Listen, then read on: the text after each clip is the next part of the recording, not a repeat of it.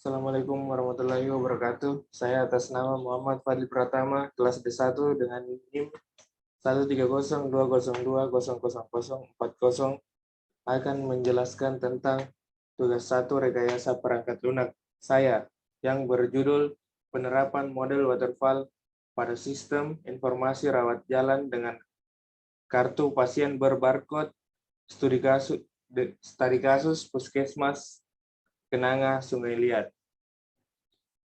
Pendahuluan, rawat jalan merupakan salah satu kegiatan yang sangat penting di lembaga kesehatan. Kegiatan ini terjadi setiap hari di Puskesmas Kenanga. Peran Puskesmas Kenanga sangatlah penting dan dibutuhkan oleh masyarakat. Para Puskesmas Kenanga sendiri berusaha untuk lebih mementingkan pelayanan kepada masyarakat. Pelayanan rawat jalan pada Puskesmas terkendala dengan pendaftaran yang membutuhkan waktu yang sangat lama, sehingga antrian menjadi lebih panjang.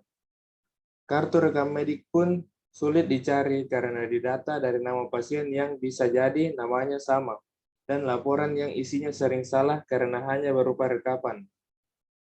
Oleh karena itu, diperlukan sistem informasi rawat jalan yang menggunakan barcode untuk mengidentifikasi pasien agar pendaftaran dapat cepat dilakukan dan pencarian rekam medik sangat mudah serta laporan isinya akan lebih akurat karena tidak lagi berupa laporan agar dapat membantu jalannya proses rawat jalan yang ada di Puskesmas Kenanga dan perlu juga didukung oleh sumber daya manusia yang dapat mengelola dan menangani serta memelihara.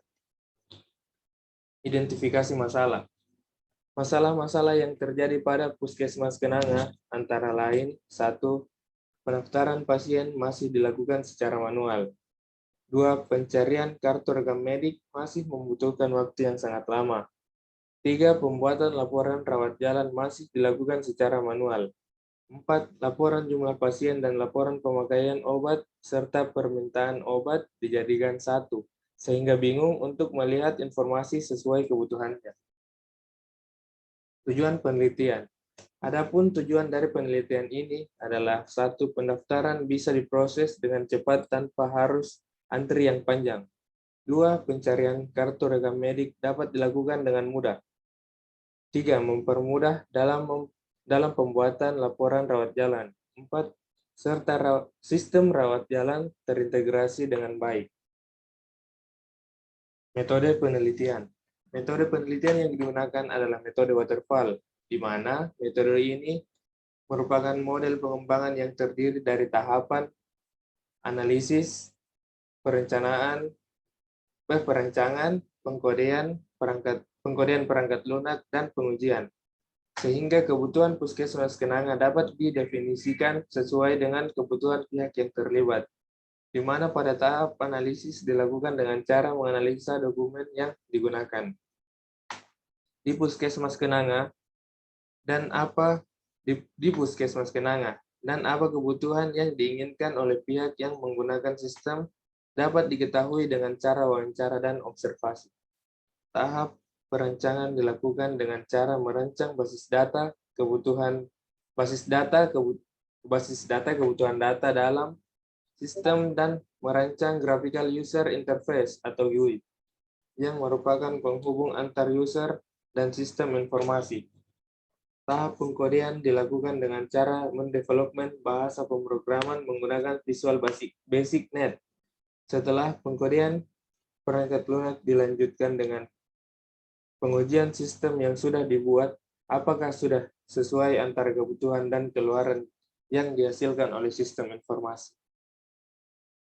Berikut adalah contoh perangkat lunak yang dirancang untuk Puskesmas Kenanga